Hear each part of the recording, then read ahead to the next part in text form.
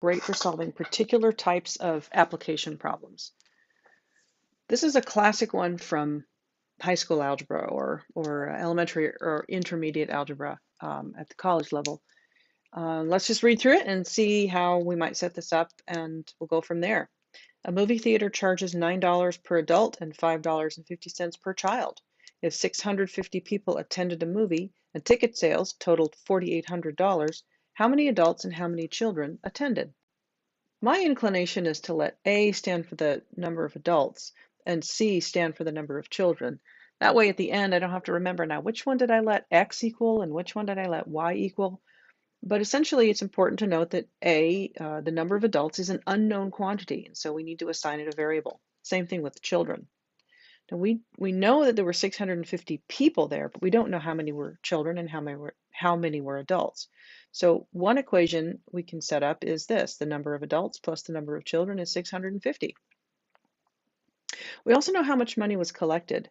We know that it costs $9 per adult. So if we had 10 adults, we'd go 9 times $10. Sorry, $9 times 10 adults is $90. That's the revenue from just adult sales. Well, we don't know how many adults there were, so it's $9 times some number of adults plus 550 times some number of children equals, what was the total revenue was 4,800. And there's our system of equations. Now I could solve this here, and maybe I'll take just a minute and do that with the video paused so that we have a little bit of closure on this one. But the point is that this is a system of equations. We have two unknown quantities, but we also have two equations that we can set up. One is the total number of people, one is the total number of revenue. Let me take just a minute and solve this system so that we have some closure on this one.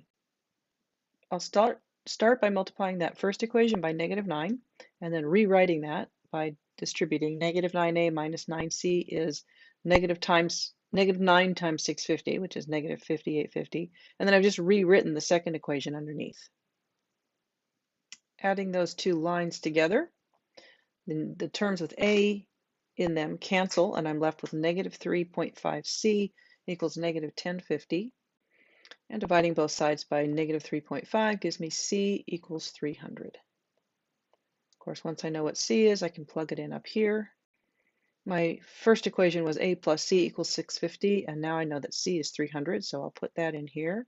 And I think you can see that that means that a is going to have to be 350. So I know that 350 adults and 300 children attended that movie. Okay, this one's a little bit different because it deals with only one object. You know, we don't have adults and children. We just have one motorboat. But we do have the speed of the boat and the speed of the water. So let's read through it first and see what we do know, and then we'll try to set up a system. A motorboat travels 12 miles downriver, that means with the current, in 2 hours. But it takes 3 hours to make the trip home, so that would be against the current. Assuming the boat was running at the same speed in both directions, find the speed of the current. Well, we know the distance is 12 miles, and the boat's going downriver in one direction with the current and upriver in the other direction, so that's going to be against the current. And let's say that the speed of the boat is b for boat, and let's say that the speed of the current is c for current. When the boat is running with the current, it's actually getting some help. It's going faster than it could go on its own. So we're going to call that b plus c.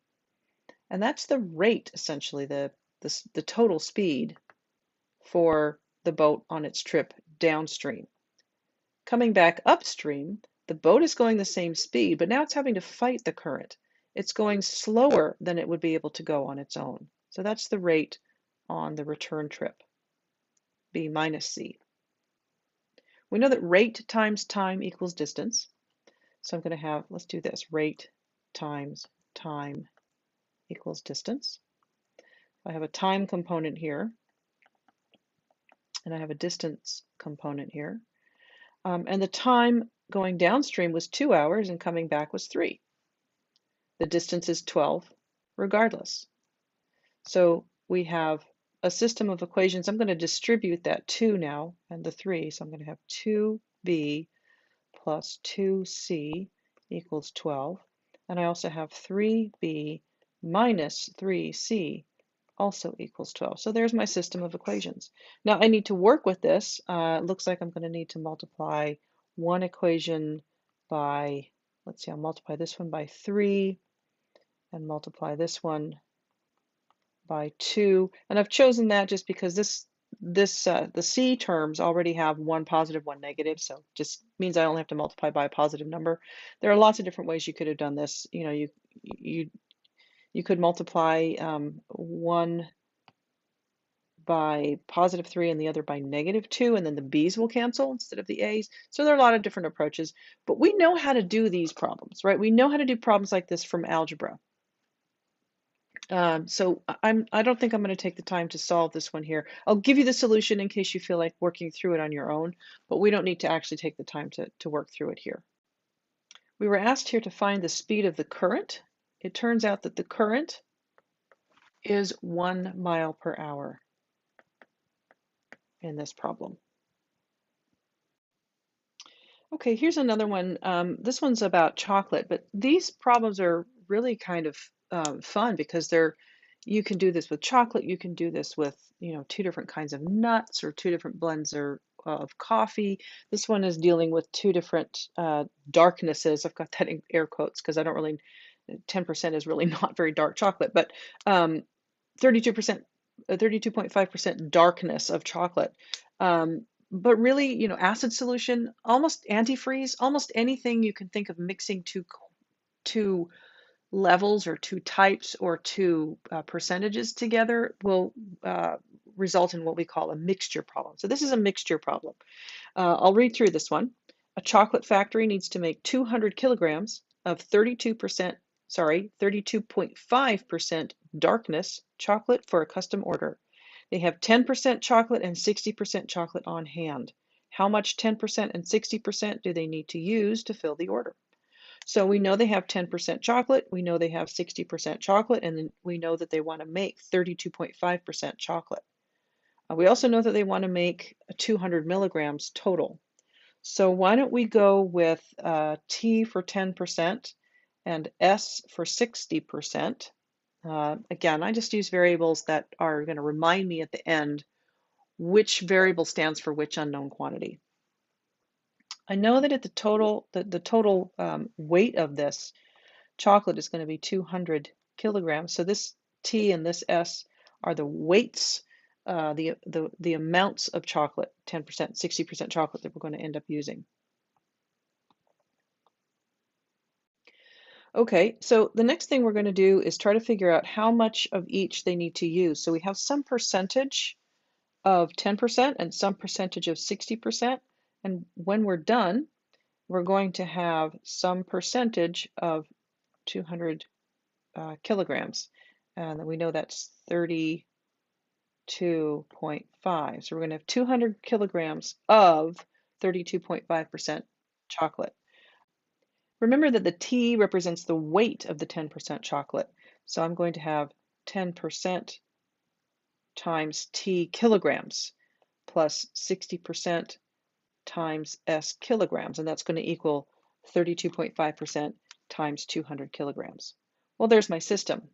I think I'll rewrite it, make it just a little bit, align things a little bit more, a little bit better. So I have T plus S equals 200, and then I have 10T plus 60S equals 6,500. And there's my system. Just to satisfy any potential curiosity out there, the answer turns out to be that we're going to need 110 kilograms of the 10% and 90 kilograms of the 60% chocolate. Okay, so you know, these are all 3 of these were sort of different types of problems, but they're all soluble by systems of equations. The goal here was not to solve the system because that's what we spent the rest of the topic on, the rest of the section on. but to notice that they can be solved using systems of equations, these are just three examples. It's worth noting that you can also solve systems of three equations in three unknowns. Applications, for example, if you had an amusement park or a movie theater, as in our first example, where there were different rates for children, adults, and say seniors, that's three different unknowns there. And so we would need then three different equations as well. But the applications, the reason for being able to solve a system of two equations and two unknowns, or three equations and three unknowns, or bigger systems, in fact, those reasons do exist. We have applications for which these systems can represent the quantities involved, and that we can use systems of equations to solve those problems.